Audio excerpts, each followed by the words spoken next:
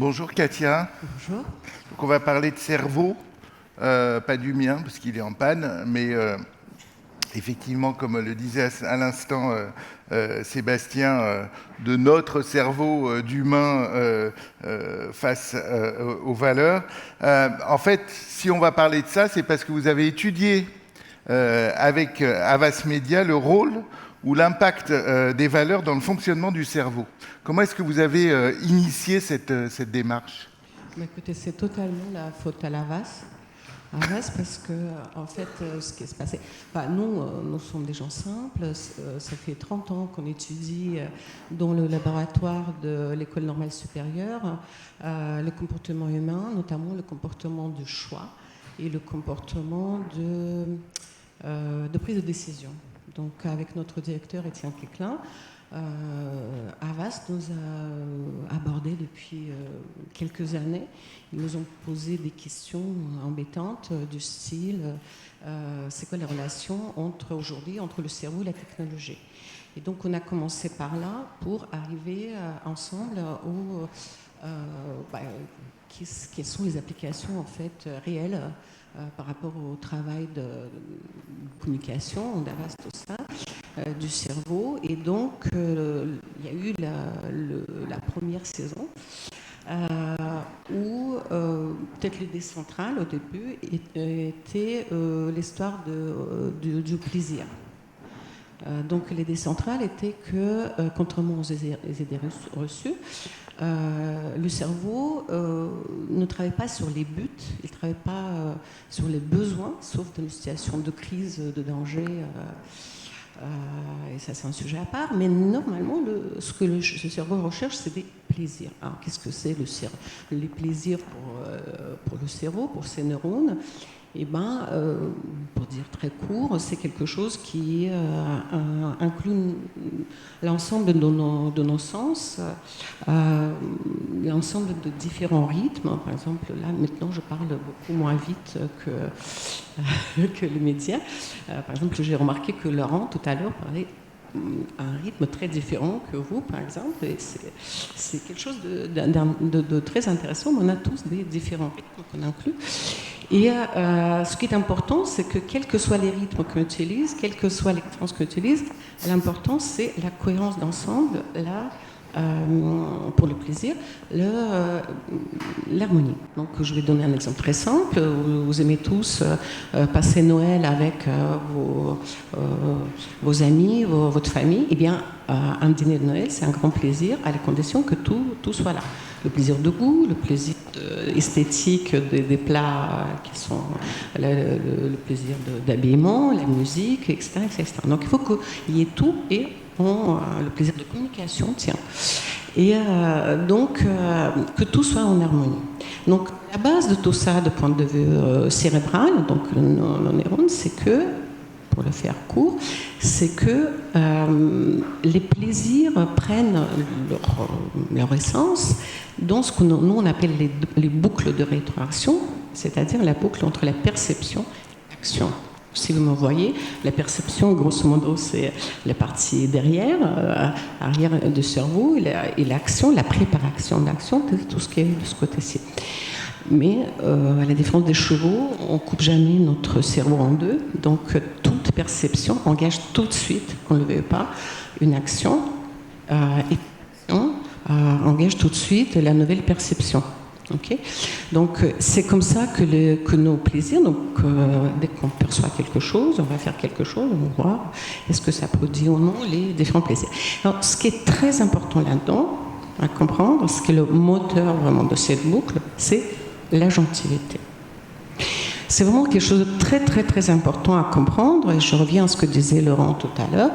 Je donne l'exemple peut-être on va y revenir tout à l'heure, à l'histoire de l'impact de carbone. Okay, on en parle depuis un moment. Et pourquoi on parle aujourd'hui Est-ce que ça veut dire que pourquoi les valeurs, on va revenir aux valeurs tout de suite, mais pourquoi le carbone ? C'est quoi l'exemple en quoi ça nous concerne en vrai l'impact de carbone ? Parce que la respiration, on a envie de respirer, et puis parce que changement climatique. c'est plus ou moins chaud. Voilà. Ce qu'on montre dans nos recherches, c'est que pourquoi par exemple tout ce discours sur l'impact de carbone avait du mal à prendre. Pour une raison très simple, c'est que tout le monde est parfaitement d'accord que c'est une bonne idée, l'histoire de carbone, etc.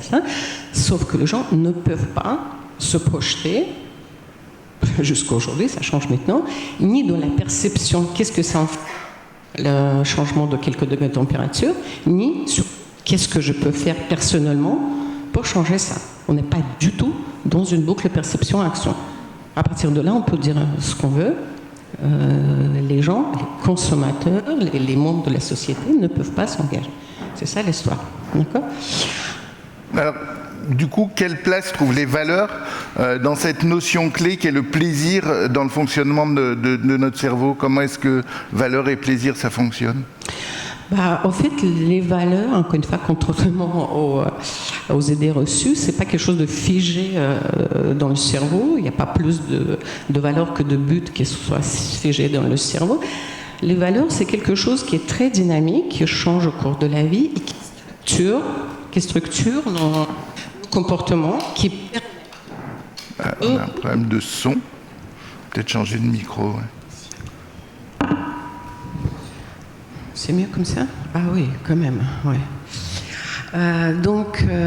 Les valeurs, c'est quelque chose qui joue sur ce que l'on appelle la carte du monde, la carte de perception du monde, et qui permet de structurer, en fait, l'ensemble de nos perceptions et de nos comportements, de sorte à pouvoir à la fois avoir une perception cohérente du monde et à la fois pouvoir produire des actions qui sont aussi cohérentes. Pourquoi c'est important ? C'est-à-dire que nos ressources neuronales et autres sont limitées, donc il faut choisir nos comportements, et en même temps, l'idée qu'on a dit dès le début, c'est les plaisirs. Donc, en un mot, les valeurs, ce sont des vecteurs qui permettent le développement des plaisirs, l'enrichissement de notre monde, l'enrichissement de tout ce qu'on peut faire du point de vue plaisir, mais pour que ce soit un peu structuré, il y a des valeurs.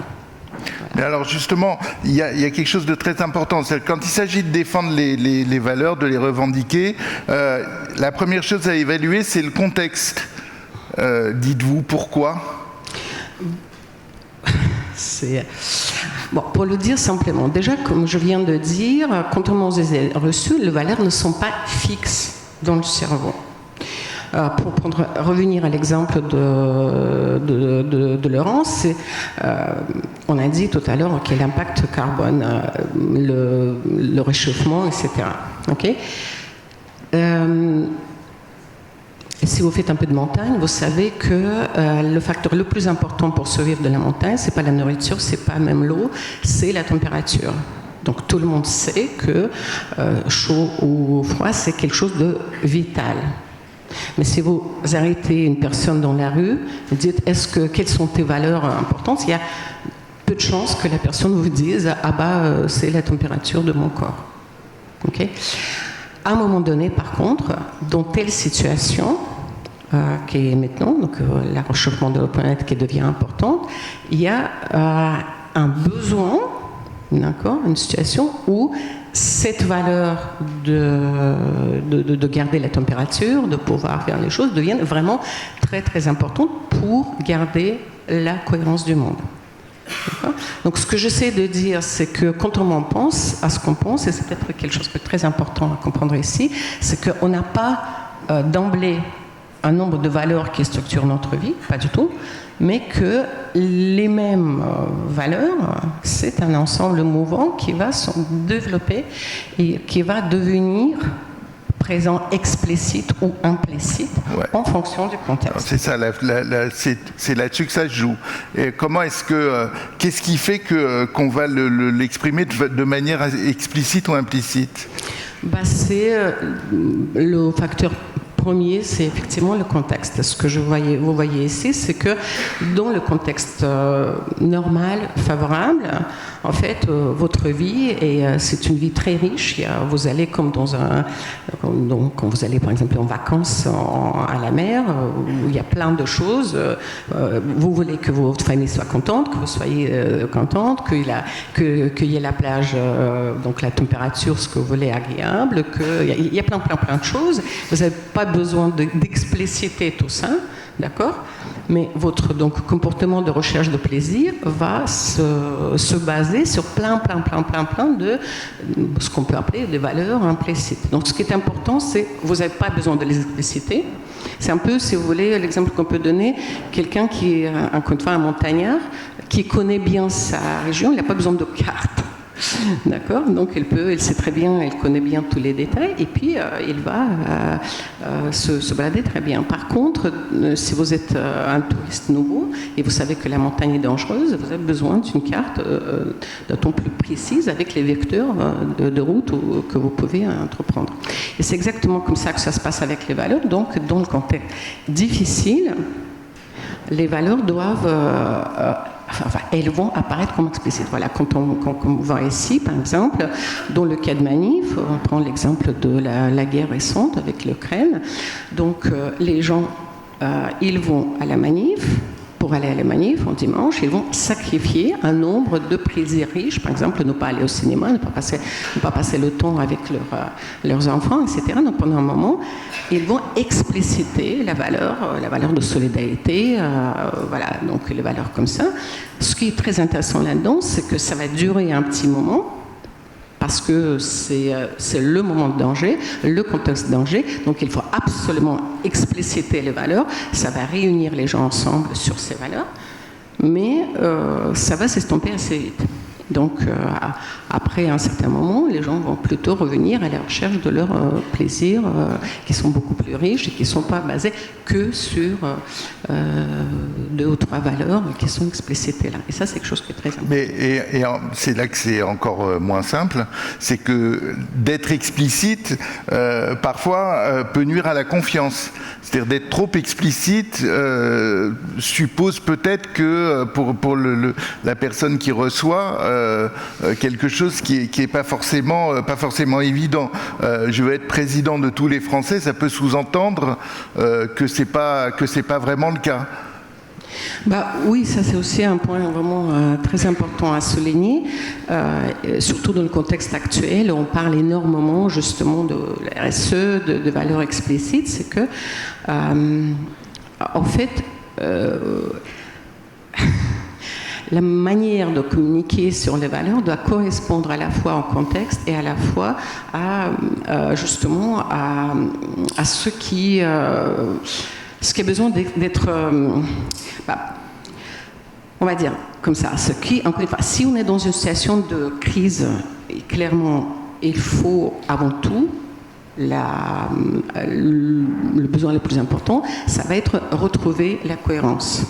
D'accord ? Par exemple, dans le cas de guerre, ça va être retrouver la solidarité. Dans le cas d'impact de carbone, c'est de retrouver l'écologie qui permet à vivre. Donc on va expliciter quelque chose qui n'est pas évident et qui va restructurer tous nos comportements de ce façon de ça. Dans le cas de paix, dans le cas de stabilité surtout, ça peut être totalement contre-productif. C'est pas seulement que c'est pas une bonne idée, mais ça peut être contre-productif. Dans votre exemple, par exemple, imaginez quelqu'un qui est candidat au présidentiel et dit écoutez, ma valeur, c'est que en tant que président, je ne vais pas voler dans les caisses d'État. Ça va faire très bizarre comme campagne présidentielle parce que ça sous-entend que c'est pas évident pour la personne. Donc, surtout dans les sociétés traditionnelles, c'est quelque chose de très important. On n'explicite pas trop quelque chose qui n'est pas explicité. Donc ce jeu qui va être vraiment important. Et l'engagement, du coup, c'est pour que les messages d'engagement aient un vrai impact, il faut justement que les gens soient engagés. Il faut demander aux gens de s'engager, c'est ça ? Moi, je dirais qu'en fait, on a intérêt à aller un peu plus loin. C'est-à-dire que, pour revenir à ce qu'on dit, d'une part, donc, on a intérêt, de point de vue communication, donc à voir dans quel contexte on est, de quel point est-ce qu'on explicite ou pas les valeurs. Revenons toujours à la chose, ce sont les mêmes. Donc, on peut expliciter ou non, ajuster sa communication, notamment à la longue, à des valeurs implicites, utiliser d'autres moyens de communication, etc. On va revenir à ça. Et puis, en ce qui concerne, c'est Laurent encore qui a dit engager les consommateurs. Donc, on revient au point de agentivité. Donc, la communication qui propose quelque chose de l'ordre, je dirais le mot peut-être clé, c'est la créativité, la co-créativité. La co-créativité. La co-créativité entre la marque et le consommateur. Je crois que c'est quelque chose vraiment de plus important. On ne s'arrête pas là où il est. D'ailleurs, c'est intéressant de penser qu'aujourd'hui, selon les sondages d'Avas, je crois, les gens font plus de confiance pour le changement du monde aux entreprises qu'aux politiques. Pourquoi ? Et ben c'est pour nous, c'est relativement simple, parce qu'on a l'impression aujourd'hui qu'on peut agir très peu sur ce que font les politiques. On peut agir beaucoup plus avec les entreprises et ce que font les entreprises. Donc c'est la question d'agentivité, la question de participation qui est extrêmement importante. Donc je crois que c'est un peu ça. Merci Katia pour ces explications. Juste une chose aussi, peut-être pour finir, c'est que peut-être les gens aujourd'hui considèrent que le développement de leur plaisir se passe beaucoup par leur interaction avec l'entreprise qu'avec les gouvernements. C'est peut-être pas une chose à dire, mais c'est peut-être comme ça que ça se passe. Si, c'est très important à dire, le plaisir. Merci beaucoup.